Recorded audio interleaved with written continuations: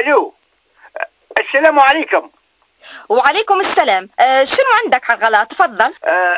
طبعا الحلقة هذه مخصصة للغلاء. طبعا اولا يعني بصراحة نشكركم على هذا البرنامج، لان نحن عندنا كلام واجد بنقولوه. الغلاء هذا يعني صراحة منتشر توا. عندك الزيت والطماطم والرز غليت، مثلا الرز القصير ب2.5 الكيلو، مع ان الطويل ارخص، مع المفروض العملية معكوسة، المفروض الطويل اغلى لان هذا طويل، صح ولا لا؟ والعكس صحيح. ونشكر طبعا رجال المرور على مجهوداتهم الرائعة، طبعا ما نشوف معروفة في الطريق. ويا جماعة تحسين ظروف المواطن المعيشية مهم جدا جدا، لأن الدنيا غلاء نار شايطة والله. يلا ارحمونا سبحان الله.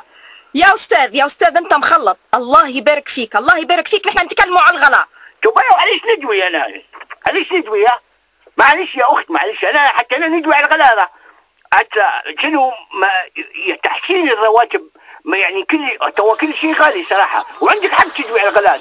خشينا على الفول حتى هو قاعد ب2.5 والله. الفول المبشش توا ب2.5 الفول المبشش والله. شنو الفول المبشش؟ الفول المبشش متاع اللي كيف متاع العاشورة، بس هذاك يابس والله مطبوخ. حاليا يا أخ أنت شنو اسمك؟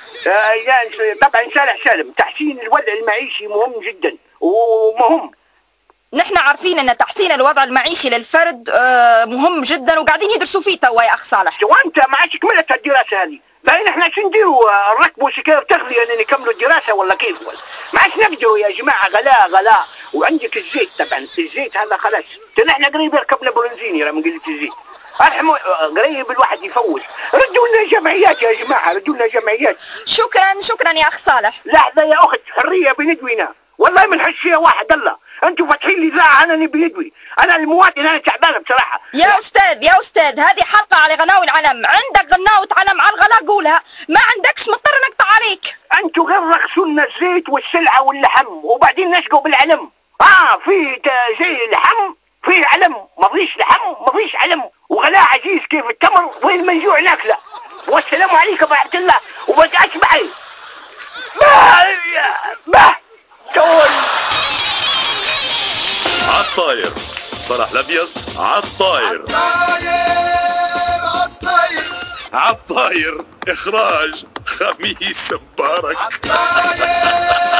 عالطاير خليك معانا عالطاير، برعاية شركة المزن للخدمات الإعلانية.